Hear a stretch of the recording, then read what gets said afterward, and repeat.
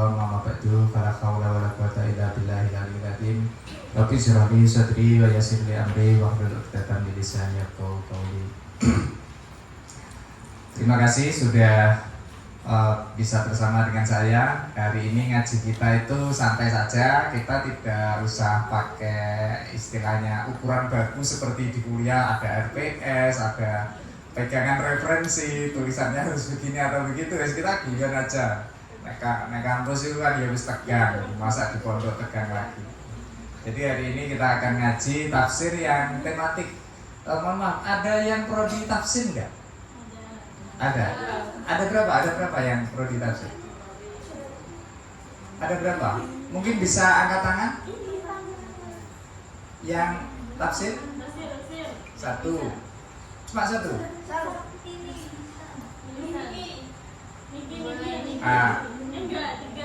Tiga. Ada yang pernah ketemu saya di kelas? Ada ya?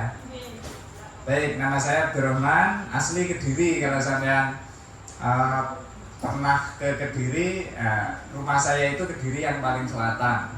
Kalau pernah ke makamnya Gusmi, Yai Hamim Jazuli, nah itu dekat rumah saya. Saya itu kalau ngopi di sana, di dekat makamnya Gusmi itu. Bahkan kalau dulu apalan Alfiah nggak ngapal itu ya ke sana gitu, ke makamnya Gusmi. Saya biasanya begitu. S1 saya tafsir, S2 tafsir, S3 juga tafsir. Jadi terus belajar tafsir lagi. Dan bagi saya secara pribadi ketika dapat gelar doktor tafsir itu, saya merasa punya hutang kalau tidak saya tunaikan dengan menulis tafsir. Dan hari ini saya menulis tafsir, saya namakan Tafsir Kediri. Dapat di juz 16, sekarang juz 16. Untuk yang juz 1 sampai juz 14 ada di Mizan Pustaka ya. Saya tidak tahu apakah diterima atau tidak, tapi yang jelas saya yang penting lamar begitu. Diterima dan tidaknya kan urusan sono. Nah, saya taruh di sana, siapa tahu bisa diterbitkan oleh Mizan Pustaka Bandung. Kalau ditolak yang lamar lagi yang lain, kira-kira begitu. Baik, saya kira perkenalannya cukup. Dan hari ini kita akan ngaji tafsir tentang wanita dalam Quran. Nah, kebetulan audiennya cewek-cewek. Saya tidak tahu kalau ternyata audiennya cewek-cewek gitu. Saya pikir ya ada ceweknya, ada cowoknya gitu. Karena nanti bisa lah melalui sound system itu bisa kedengeran dari beberapa ruangan begitu. Temanya adalah wanita dalam Quran. Saya tanya, kata wanita itu di Al-Quran ada nggak? Kalau kata Al-Mar'ah itu banyak. Kalau kata Anisa itu banyak. Kalau kata Umun itu ada. Kalau kata Ukhtun itu ada. Pertanyaan saya, kata wanita, ya itu kan bahasa Indonesia ya. Nah, itu kan bahasa Indonesia. Tentu di dalam Al-Quran itu tidak ada kata wanita. Adanya ya nisa, mar'ah kayak gitu. Nah, karena tidak ada di dalam Quran, saya menyebutnya sebagai tematik. Tafsir tematik makna namanya. Tafsir tematik makna atau maknawi. Karena apa? Karena secara makna di dalam Al-Quran, secara lafzinya bukan wanita. Quran menggunakan lafadznya ya mar'ah, ya nisa, ya umun, ya ukhtun, ya bintun dan sebagainya kayak gitu. Itu namanya tematik maknawi. Nah, yang kita kaji nanti kadang tematik maknawi, kadang tematik lafzi. Hari ini kita tematik maknawi, membahas tentang wanita dalam Al-Quran. Sama mungkin ngangen-ngangen ya, bahasa Arabe opo gitu. Bahasa Arabe wanita. Ada yang tahu? Ya nisa tadi, kemudian mar'ah, ada lagi? Bintun, uktun, ada lagi? Jadatun, wah macam-macam. Nah, langkahnya begini teman-teman. Jadi dalam tafsir tematik itu ada mekanismenya, ada standarisasinya. Kalau judulnya adalah wanita dalam Quran, maka dikumpulin dulu. Al-Quran itu menggunakan wanita itu termnya apa aja. Nah itu dikumpulin dulu. Nah setelah dikumpulin, ayatnya baru kemudian dicari tahu maknanya. Nah tentu kalau saya membahas semuanya, satu malam tidak cukup, karena itu bisa menjadi satu disertasi. Betul, itu wanita dalam Quran itu saja, itu bisa jadi disertasi. Karena apa? Karena kata mar'ah saja itu disebutkan berapa kali, itu banyak. Misalnya disebutkan 15 kali misalnya. 15 ayat itu ditafsirkan semua. Bukan berdiaga. Belum kata anisanya, misalnya disebutkan 5 kali. 5 kali itu 5 ayat itu ditafsirkan semua. Belum kata uktun, berapa kali disebutkan, ditafsirkan semua. Lo kan jadi wakai. Kayak gitu. Itu yang saya sebut, kalau dibahas total itu bisa satu malam tidak selesai. Gitu, makanya saya mengambil yang paling dominan digunakan oleh Al-Quran untuk kata wanita itu apa. Yang pertama adalah nisa. Nisa itu digunakan oleh Al-Quran untuk wanita yang mulia. Jadi ada bedanya loh, mar'ah sama nisa itu ada bedanya. Nisa itu digunakan oleh Al-Quran untuk wanita yang mulia.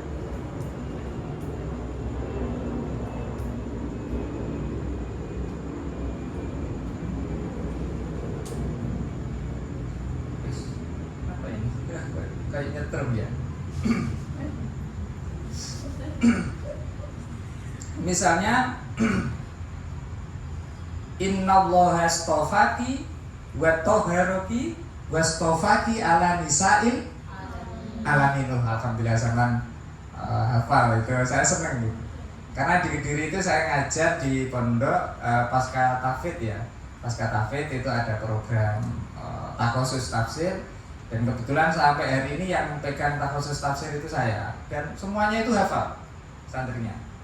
Saya baca ayat sedikit gitu aja mas seret itu bisa merosot kabeh. Karena apa? Karena ya pondok pasca tafid gitu. Setelah tafid mereka baru mengambil program takhusus tafsir gitu. Innallaha astafaki wa tahharaki wastafaki ala nisa'il alamin. Yang dibicarakan itu siapa? Ada tahu nggak? Yang dibicarakan ini? Iya, Maryam. Maryam itu adalah orang yang dipilih. Dalam hal ini nisa itu maknanya wanita yang terhormat atau tidak? Iya, yang terhormat. Quran menggunakan kata nisa. Begitu. Yang kedua, ya nisa an-nabi lastunna ka'akhati. Wahai istri-istri Nabi, awakmu ki ora kaya wong wedok umume. Begitu. Makanya kemudian kalau keluar mbok yo memakai jilbab. Mbok yo sing rodok sopan. Nah, karena kamu itu bukan orang biasa. Pertanyaan saya, wanita yang disebutkan di dalam ayat itu terhormat atau tidak? Terhormat karena istrinya Nabi, ya nisa an-nabi. Begitu. Nah, itulah beberapa ayat yang digunakan oleh Al-Quran untuk menjelaskan tentang wanita. Wanita yang menggunakan term nisa.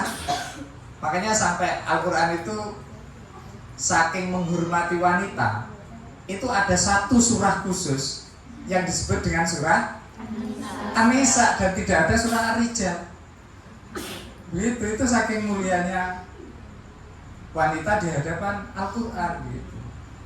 Dan juga ada sampai surah khusus namanya surah Maryam, khusus wanita gitu. Itu adalah salah satu penghormatan Islam kepada wanita. Bahkan sampai saya itu nulis buku judulnya Gender. Sebenarnya diterima di Lirboyo ya waktu itu tahun 2015, dan alhamdulillah hari ini uangnya sudah habis begitu.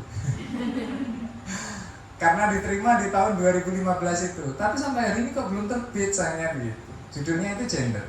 Nah, salah satu yang paling saya bela dari wanita itu adalah pembagian waris. Itu tak bela betul. Sama itu saya bela betul. Kenapa? Saya itu orang yang tidak setuju 2:1.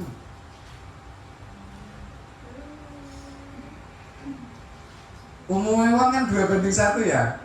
Lidzakari mislu hadir Saya ini alhamdulillah sama apa. Nah itu orang memaknai mislu itu di dalam ayat lidzakari mislu hadil unsayain itu dimaknai sama dengan bagi satu laki-laki sama dengan dua bagiannya perempuan. Lidzakari mislu hadil unsayain. Tetapi coba sama lihat polanya Al-Quran. Kata mislu di dalam Al-Quran itu digunakan untuk membedakan sesuatu. Ada persamaannya tapi ada perbedaannya. Itu mislu namanya. Innamal bai'u mislu riba. Wa halallahu lahul bai'a wa haramar riba. Coba mislu di dalam ayat yang saya baca, yang sama baca barusan, itu artinya sama dengan atau bagaikan? Sama dengan atau bagaikan? Jual beli itu sama dengan riba atau bagaikan riba? Bagaikan riba. Nah, kemudian ditambahi wa akhallallahu bai'a wa karoman riba. Allah itu menghalalkan jual beli, mengharamkan riba. Itu untuk membedakan atau mempersamakan? Membedakan. Begitulah kok di dalam lidzakari mislu hadil unsayain itu dimaknai sama dengan. Itu kan emosional namanya. Begitu, makanya lidzakari mislu hadil unsayain itu terjemahan yang tepat menurut saya adalah bagi laki-laki seperti hanya bagiannya dua perempuan. Namanya seperti itu bukan sama dengan. Namanya juga seperti kamu bagaikan arumi bensin. Nah, begitu ya. Yo, bagaikan kan bebas-bebas saja. Bisa jadi seperti arumi itu putihnya. Bisa jadi seperti arumi itu sama-sama lulusan UIN gitu. Karena arumi itu kalau tidak salah lulusan UIN 1 Tulungagung gitu. Bisa juga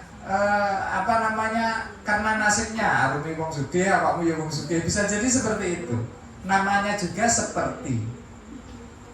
Nah, seperti itu tinggal berapa persen. Sepertinya itu bagian apa yang seperti itu. Makanya kemudian kalau mislu itu dimaknai sama dengan, saya tidak setuju. Mislu itu biarlah pada makna asalnya, yaitu seperti hanya. Begitu. Nah, itu saya bela betul itu di dalam buku gender. Makanya kemudian pembagian waris bagi saya itu cukup fleksibel. Bisa jadi bagian wanita itu tidak 2:1, tetapi ya kalau di persentase mungkin 60-40 atau 55-45 misalnya seperti itu. Bisa seperti itu. Karena apa? Fleksibel, redaksinya mislu. Kalau Qur'annya sawaun, nah itu baru betul-betul sama dengan gitu. Dan Al-Quran nggak pakai sawaun, pakai mislu. Itu yang saya bilang dari seorang wanita. Nah, di Quran itu wanita yang mulia itu menggunakan kata anis. Sekarang kita ke term yang kedua, yaitu mar'ah. Mar'ah itu secara umum digunakan untuk wanita, mohon maaf, yang negatif ya. Umumnya itu digunakan untuk wanita yang negatif. Coba saya cek di Al-Mu'jam Al-Mufahraj li Al-Fadhil Quran. Al-Mu'jam Al-Mufahraj li Al-Fadhil Quran itu kitab yang menghitung jumlah kata-kata di dalam Al-Quran. Oh iya nih ya wong telaten ngitung misalnya kata mar'atun itu disebutkan berapa kali. Ada loh kitab yang kayak gitu itu. Namanya Al-Mu'jam Al-Mufahraj li Al-Fadhil Quran. Karyanya Muhammad Fuad Abdul Baqi. Nah, Muhammad Fuad Abdul Baqi itu muridnya A.J. Winsing, Aren Jan Winsing, wong Kristen. Dia yang mengarang Al-Mu'jam Al-Mufahraj li Al-Fadhil Hadis. Hadis-hadis Bukhari, Muslim dan kawan-kawan itu. Itu misalnya kata Allah itu disebutkan berapa kali di hadis apa saja. Itu dihitung loh sama Muhammad Fuad Abdul Baqi. Sama A.J. Winsing. Dan itu kitabnya sangat tebal. Penelitian A.J. Winsing itu didanai 4 negara. Kalau kita yang danai penelitian adalah Gusti Allah. Gitu ya. Atau beasiswa orang tua. Gitu. Beasiswa paling ampuh. Nah, itu sampai didanai 4 negara. Bayangkan hadis saja itu dipelajari oleh orientalis sampai berjilid-jilid sehingga dia menjadi orang yang keren, dan kemudian punya murid namanya Muhammad Fuad Abdul Baqi yang ngarang kitab yang saya baca ini, Al-Mu'jam Al-Mufarras li Al-Fadhil Quran, dan sangat akurat. Misalnya kata imro'atun itu disebutkan di dalam Al-Quran itu imro'atunnya saja 11 kali, kemudian imro'ataka 2 kali, imro'atuhu 8 kali, imro'ati 2 kali, imro'atani 1 kali, imro'ataini 1 kali. Nah, makanya kemudian kalau ini dibahas semua khusus imro'ah saja, itu harus menampilkan sekian banyak ayat. Makanya di awal saya bilang, kata wanita dalam Al-Quran itu bisa jadi 1 disertasi, bukan hanya skripsi. Gitu. Untuk 400 halaman utut pembahasan ini. Nah, itulah luasnya Al-Quran. Nah, sekarang imro'atun itu maknanya apa saja. Mari kita buka satu persatu. Yang pertama, wa ini imro'atun khafat min ba'liha nuzuzan au i'radun. Dan seorang wanita yang nusus. Nusus itu apa? Sama paham enggak?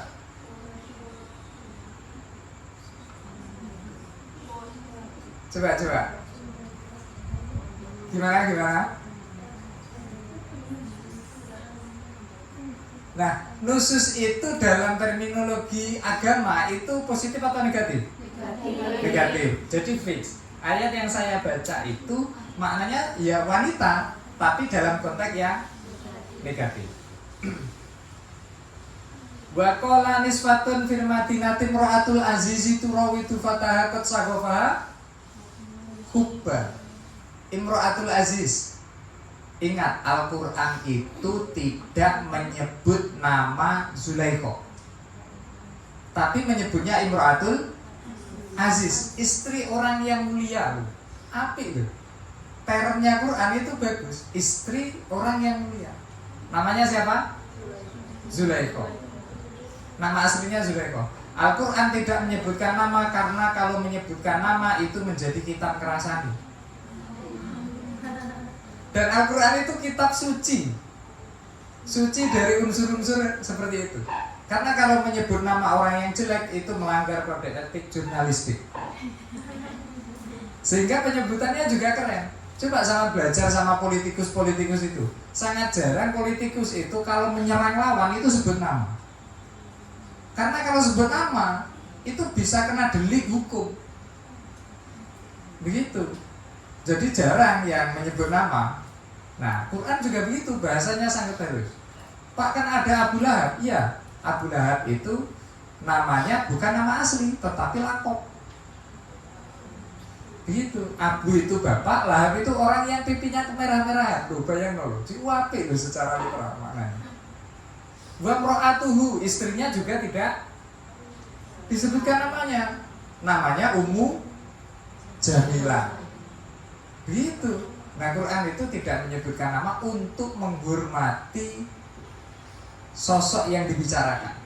Biar Al-Quran itu tidak menjadi kitab sejarah. Karena kalau menjelaskan orang, menjelaskan peristiwa duwetil, itu namanya kitab sejarah. Dan Al-Quran itu kitab ayat-ayat, bukan kitab sejarah. Begitu.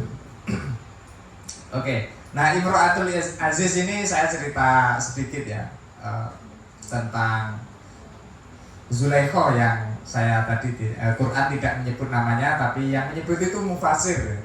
Namanya Zulaikha dan itu masyhur. Artinya mufasir itu kalau sepakat menyebutkan maknanya tertentu, itu namanya al-ijma' fit tafsir.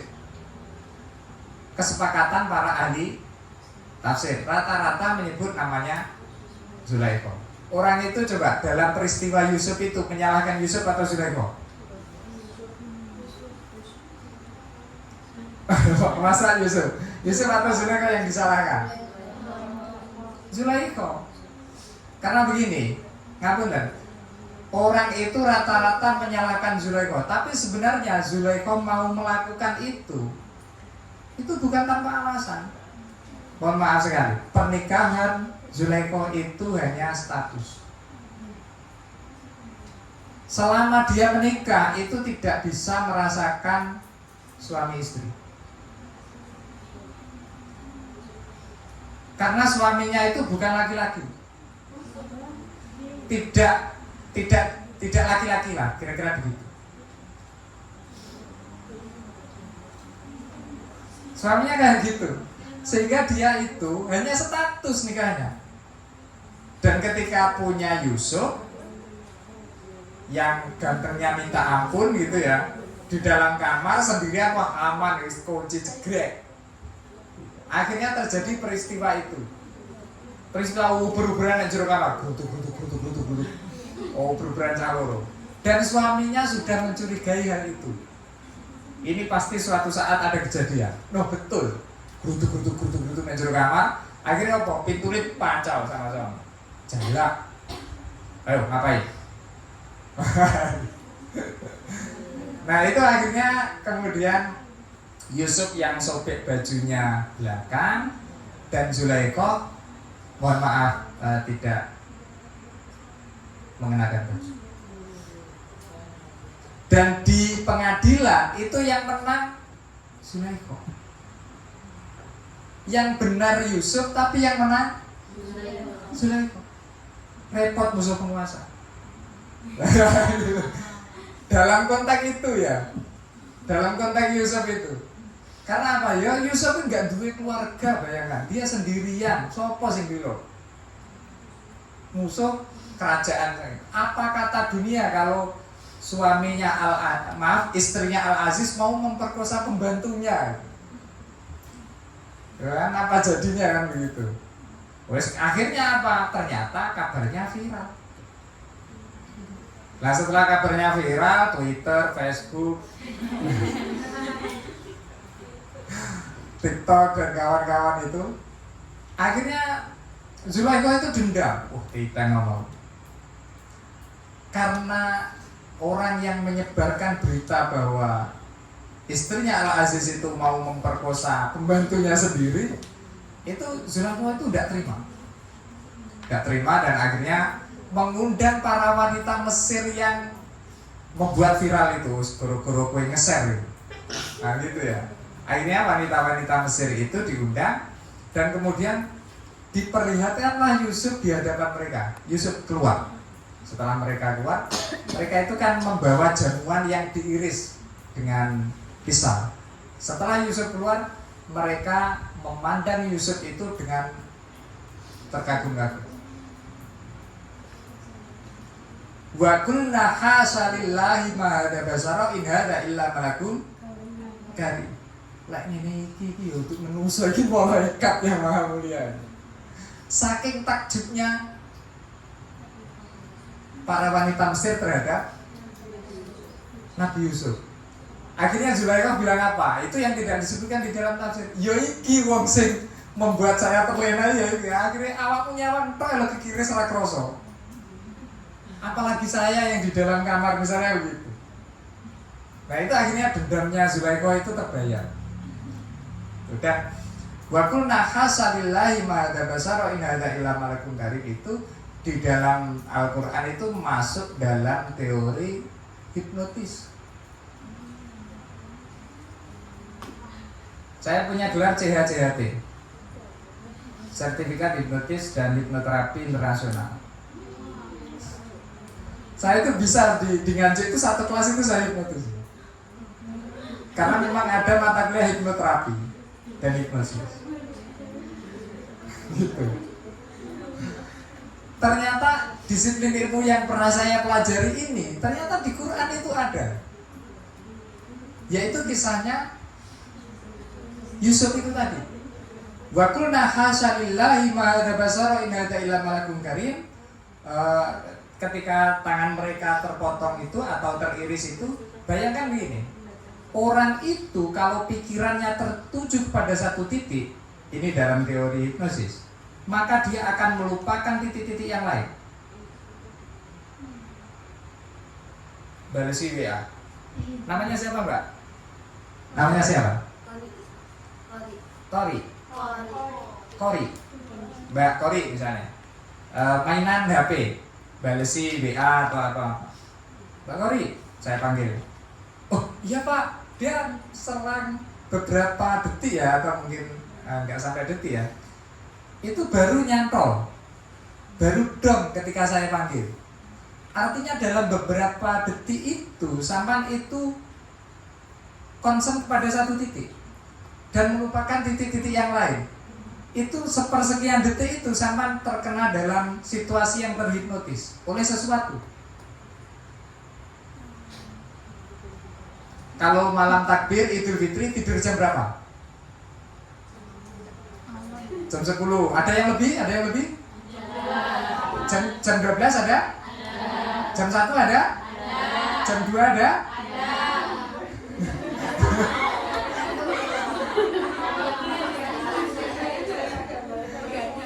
Jam 3 sampai ada. Pertanyaan saya, paginya saman sholat id enggak?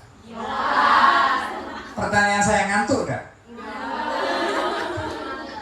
Ada yang ngantuk, ada yang enggak. Tapi pertanyaan saya begini, kenapa Anda yang tidurnya terlambat, larut malam ya, kelewat larut malam, tetapi kok paginya tidak ngantuk? Nah, karena bahagia. Bahagianya datangnya Idul Fitri itu, hari raya itu mengalahkan rasa kantuk yang harusnya Anda alami. Itu karena sampan itu konsen kepada satu titik.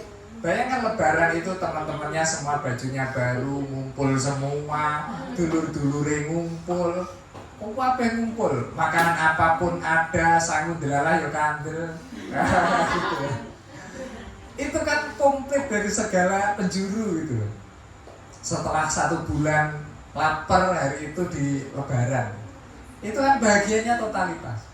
Makanya kemudian sampai itu melupakan ngantuk yang harusnya sampai alami. Coba kalau ngaji ini sampai subuh, alah keleleran kabeh. Karena sampai itu tidak happy, begitu. Nah, saya punya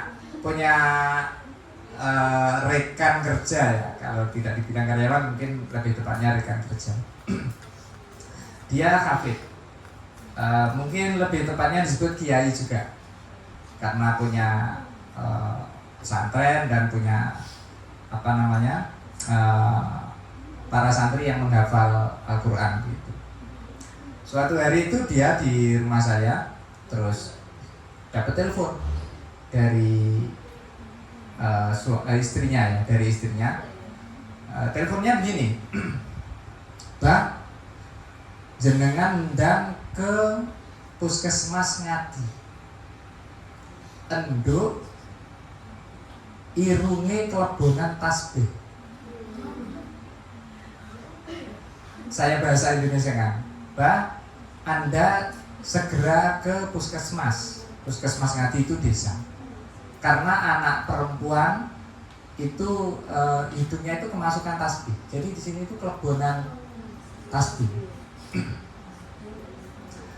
Karyawan saya itu motornya Supra, Supra lawas lah, motor Supra lawas itu ya. Nah dia itu kalau naik motor itu tidak pernah kencang.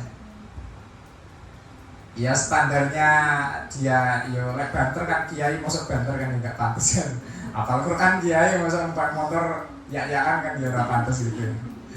Nah dia itu paling 30, 40 gitu, etek. Sumpah kayak gitu. Memang hari-harinya gitu, memang santai banget, memang enggak pernah ngebut. Nah, ketika dengar kabar bahwa anaknya hidungnya itu kemasukan biji tasbih itu, maka dia ketika di jalan raya itu motor Supranya itu digas sampai mentok. Anda tahu kenapa itu terjadi? Karena di pikirannya itu anakku. Dia lupa kecepatan motor. Sampai dia bilang begini, waktu digas motor itu ora kuat melayu.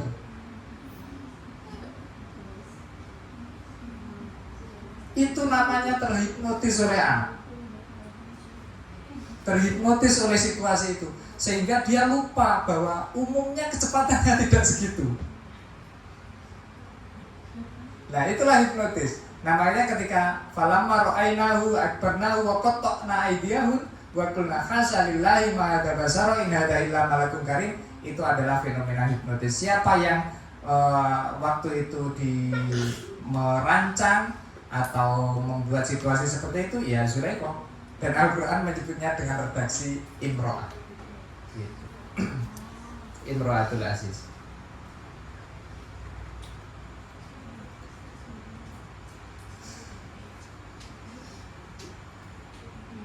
Wa qalat imro'atu Fir'aun. Ada yang tahu siapa namanya? Asia. Sebenarnya orangnya baik. Dan banyak hadis yang menjelaskan bahwa Asia itu orang yang baik. Tapi tetap ada gandengannya Fir'aun. Repot. Yang delala redaksi yang dipilih Al-Quran itu kayak Imro'ah itu. Sebenarnya orangnya baik, tapi tetap ada Fir'aunnya itu. Nah, itu pemilihan redaksi Al-Quran. Kemudian wa imro'atun mu'minatun in wahabat nafsaha. Jadi istri Nabi itu, saya lupa ini, kebetulan namanya saya lupa. Ada seorang istri Nabi yang sebelumnya belum jadi istri. Dia itu menyerahkan dirinya untuk Rasul. Wahai Nabi, saya menyerahkan diriku untuk dirimu. Lah kok penak men? Gitu. Nah itu ada salah satu istri Nabi ya, karena mohon maaf, misalnya cewek itu kan umumnya dilamar ya. Nah dia itu justru yang melamar gitu. Karena itu ya imro'atun. Quran menggunakan redaksinya imro'atun, tidak nisa gitu. Kalau nisa itu umumnya derajatnya tinggi. Lalu ini Daraballahu masalan lil ladzina kafaru imro'atan Nuh. Istrinya Nabi Nuh, ada yang tahu namanya? Enggak tahu. Namanya Wahilah. Nah, itu ada teorinya di ulumul Quran, di tafsir itu ada teorinya. Namanya anonimatologi Al-Quran. Nah, itu buku saya. Teori tentang tidak menyebutkan nama. Nah, jadi Quran itu memang sengaja nggak menyebutkan nama biar tidak disebut sebagai kitab ngerasani itu tadi. Nggak gitu ya. Karena dia kitab suci.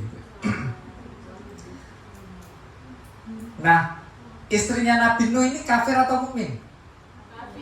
Kafir. Dan dia termasuk orang yang tenggelam ketika peristiwa banjir bandang itu. Termasuk anaknya kan. Jadi jangan mentang-mentang kalau anaknya kiai, anaknya baik.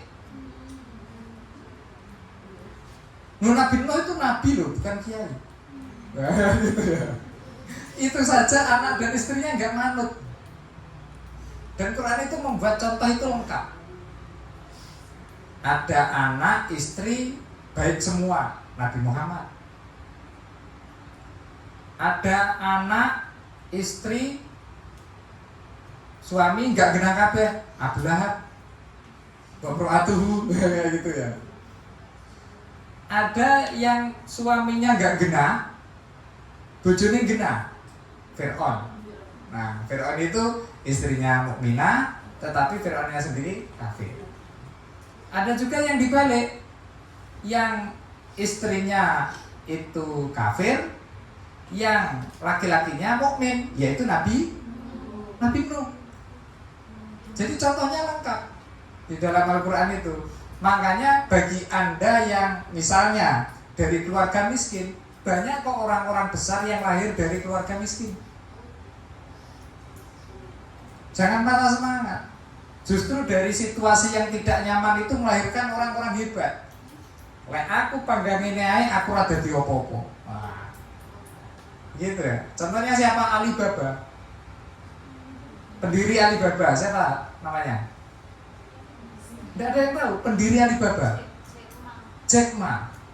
dia itu berkali-kali ngelamar pekerjaan dan selalu ditolak. Karena apa? Paling pendek, postur tubuh paling pendek, daftar universitas juga selalu ditolak karena ia dianggap kurang pintar, kira-kira begitu.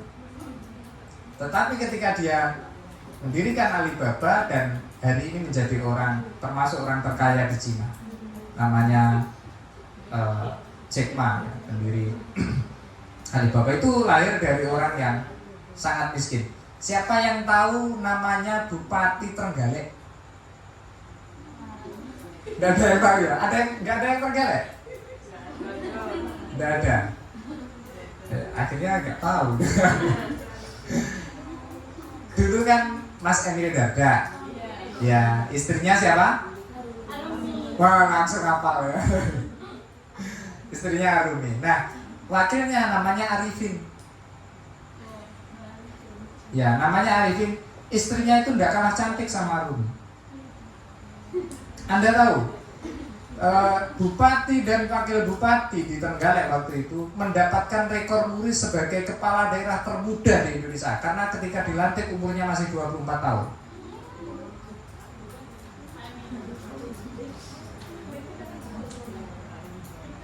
Anda tahu orang tuanya pekerjaannya apa? Anda tahu pekerjaannya apa? Yang wakil bupati, yang Arifin, tukang becak, Mbak.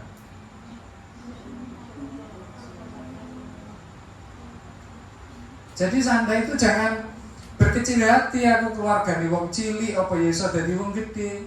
Enggak usah berkecil hati. Begitu juga dengan sampean yang dari keluarga orang hebat. Jangan sombong. Begitu. Karena anaknya Nabi pun menjadi orang kafir. Nah, itu sebagai peringatan bagi kita, apapun posisinya tetap yang menentukan itu diri kita sendiri, bukan orang lain, bukan bapak atau yang lain. Nah, imra'atu Nuh wa imra'atu Lut kanata tahta abdaini min ibadina sholihin. Dan juga istrinya Nabi Lut. Ada yang tahu siapa namanya? Tadi Nabi Nuh istrinya namanya siapa? Wahilah. Karena hanya jarak satu huruf. Namanya istrinya Nabi Lut itu Wahilah, pakai ain. Wahilah. Nah, kalau tadi pakai ha, Wahilah. Kalau sekarang Wahilah. Kalau punya anak jangan dikasih nama itu. Itu ya. Paling tidak belajar dari Quran dan kisah-kisah para nabi, kira-kira begitu. Dihindarilah nama-nama itu. Nah, istrinya Nabi Lut ini juga orang yang berpengaruh di dalam mengompakkan para kaum Sodom. Jadi ceritanya begini ceritanya. Nabi Lut itu kedatangan tamu, lalu tamu itu sebenarnya malaikat. Dia kemudian menjelma menjadi seorang cowok yang cakep. Nah, begitu. Anda tahu umatnya Nabi Lut itu apa? G. Ya, pecinta sesama jenis. Kok kompak. Dan saking parahnya sekarang itu pernikahan sesama jenis itu banyak yang dilegalkan di negara-negara barat.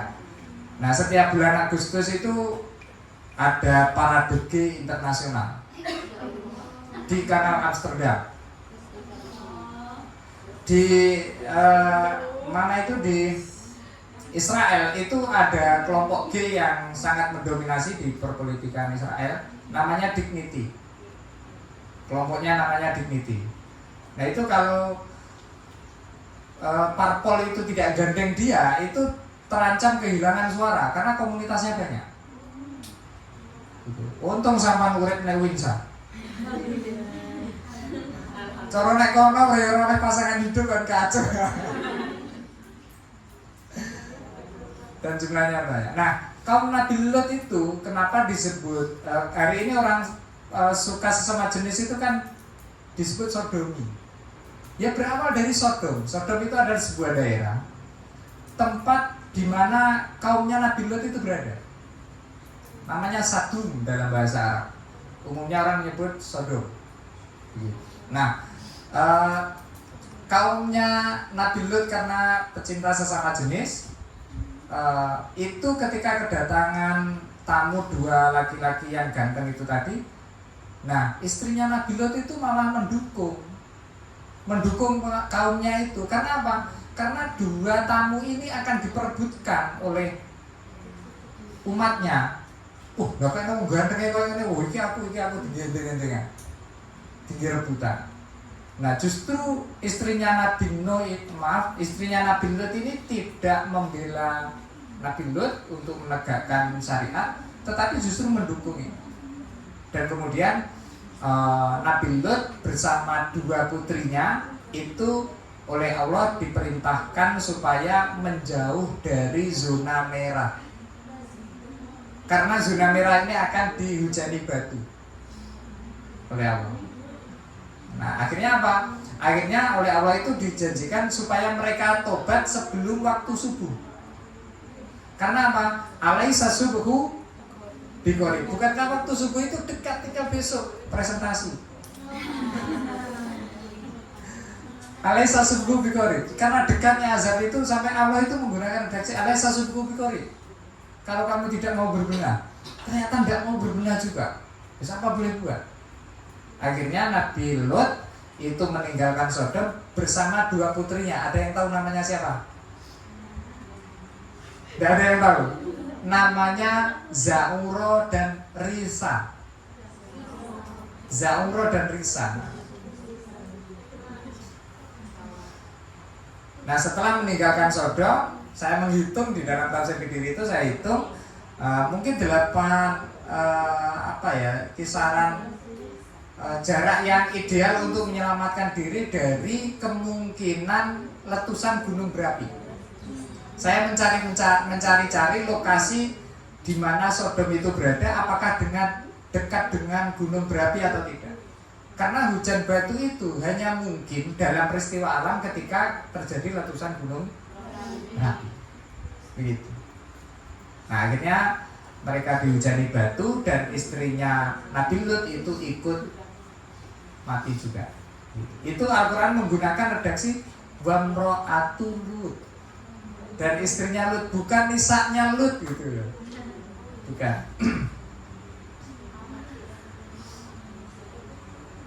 Walayal tafid minkum, ini masih imra'atan Lut. Kemudian fa'anjainahu alau illa imra'atahu, ini masih Lut, imra'atahu lagi. Kemudian wa imra'atuhu qa'imatun fadhahikat fabasyarnaha bi Ishaq. Nah, ini ceritanya